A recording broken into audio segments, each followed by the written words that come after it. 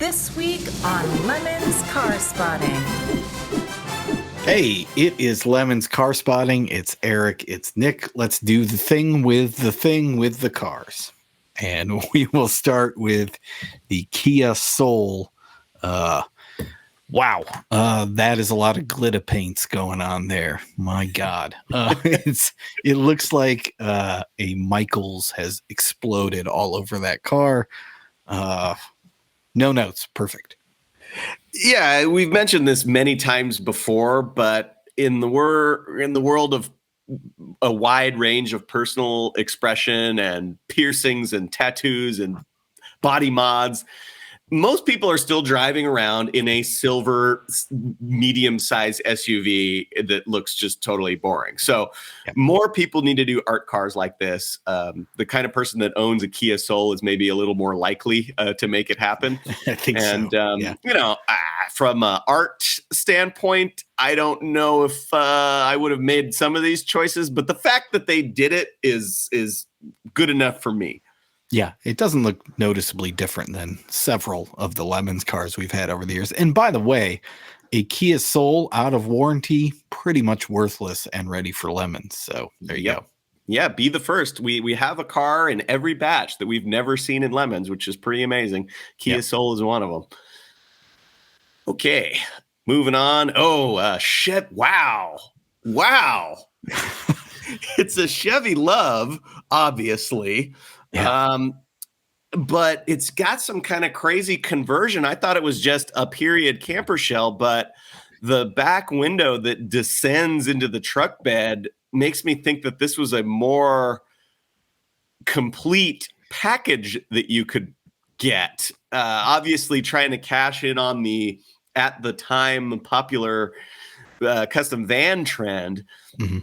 But wow, I mean, this looks professionally, in air quotes, made. If anybody knows what this thing was, it doesn't look like a home-built contraption to me. If anybody knows what it was, let us know in the comments. Yeah, I should point out the bubble window looks like a lemon, for starters.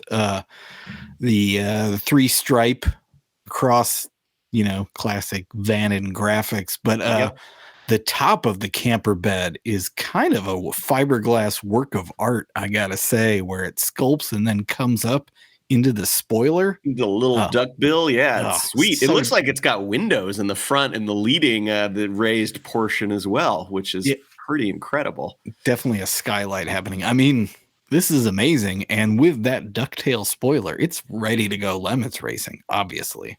Yep. All the downforce you need to maximize your lap times or minimize whatever the good one is.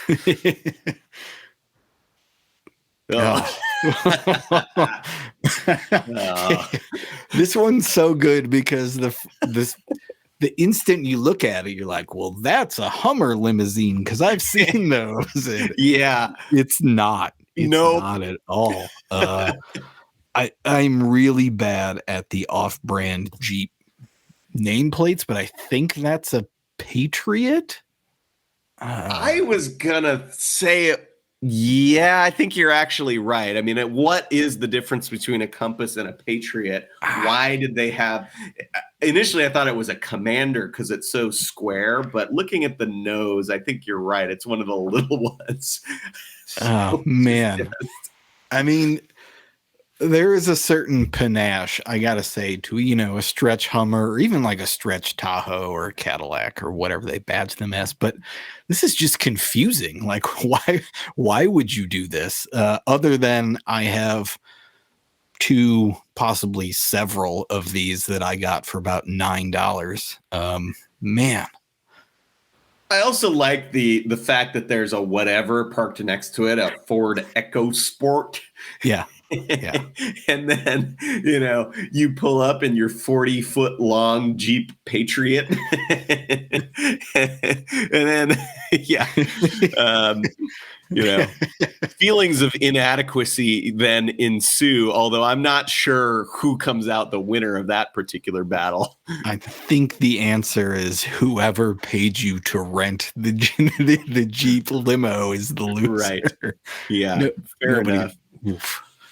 Oh boy. Well, nice find by N Fernandez 18379.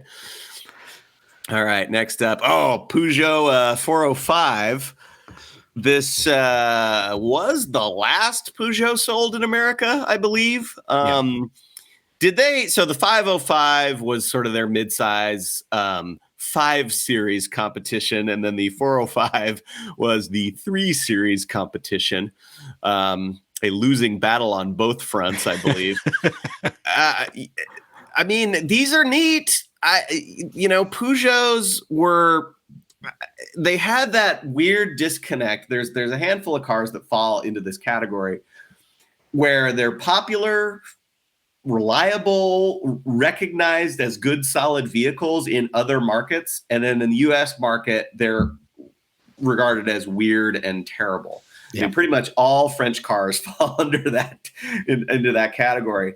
So the 405, I think, is right in there. Like if you go to France and you say, hey, I've got a 405, it's like saying you've got an Accord. Yeah.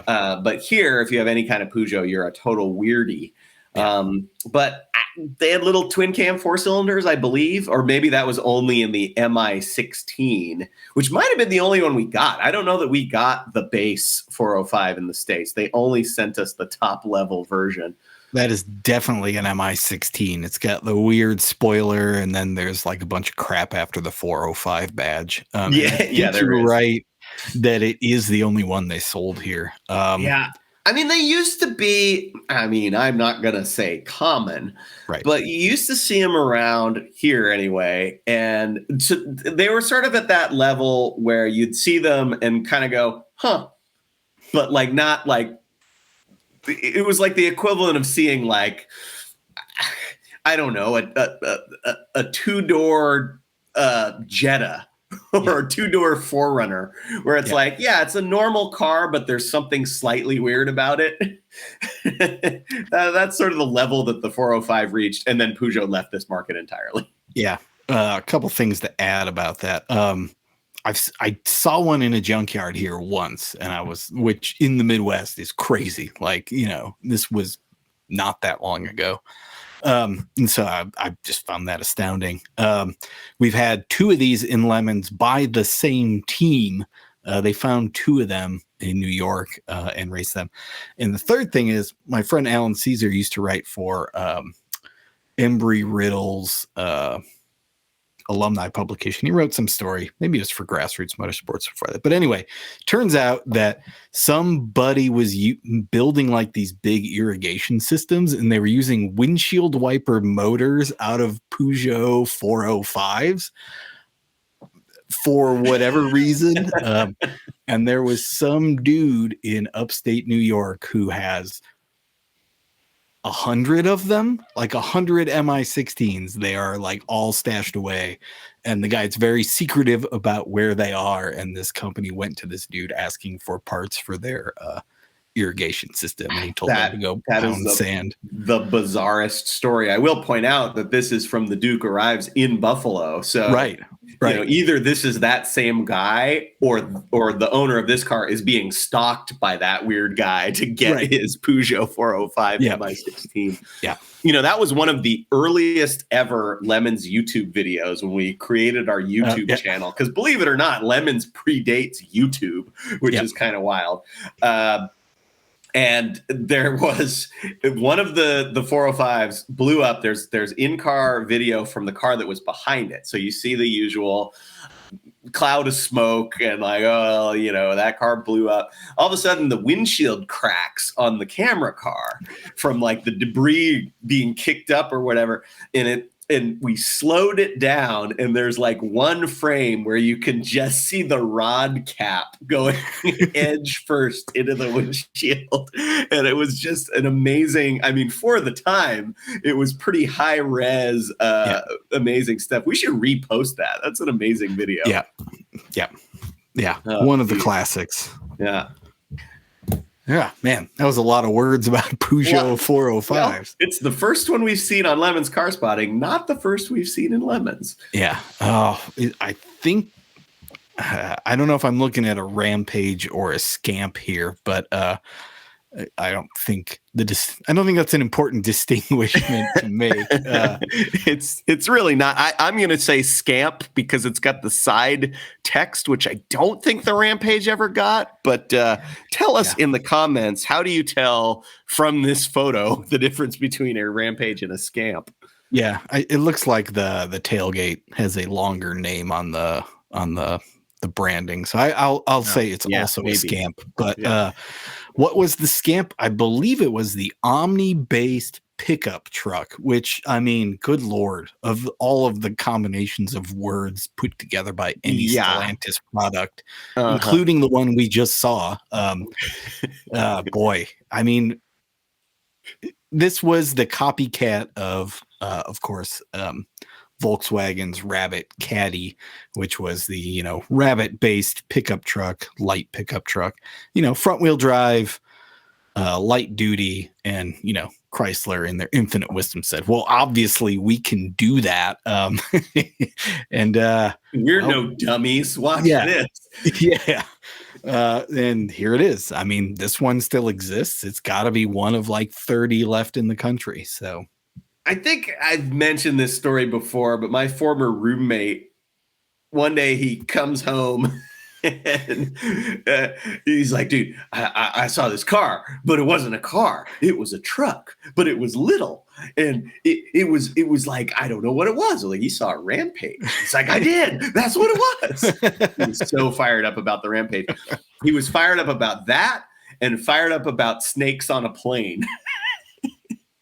I mean, he said Samuel L. Jackson's in a movie. It's called Plane Snakes. I'm not kidding. Well, you talk about overlapping Venn diagrams. We're talking about Dodge Rampage owners and snakes on a plane fans. Yeah. So, yeah. Oof. Speaking of which, there's a movie out now called Plane, and I was wondering if it was a prequel to Snakes on a Plane. Ooh, yeah. I mean, I don't see how it wouldn't be. Not to be confused with the forthcoming sequel, Planes on a Plane. Right. Exactly. Yeah. Oh, man. All right. Next up and final car. The perennial Lemons car spotting frequent flyer and car that we have yet to see in Lemons, the Maverick / Mercury Comet. Yeah. I mean, we've talked about these a lot because they show up on LCS a lot, and we keep telling people to build one for Lemons, and nobody's done it yet. Yeah. It's shares Mustang parts. It's Malaise era. It's kind of cool, but also kind of frumpy. Yeah. What else is there to say? I mean, it's a Lemons just powerhouse waiting to happen. Yeah. And I mean, you're talking about frumpy. The 4-door sedan is just so awkward looking. Yeah. Like, man, everything's just a little bit too big in the wrong places. But this one's got a vinyl roof, and actually, I really like those the hubcaps. Those dog dishes. I mean, they were shared with a couple of things in the Ford family at the time. Like, I mean, the trucks got them, I think. Yeah.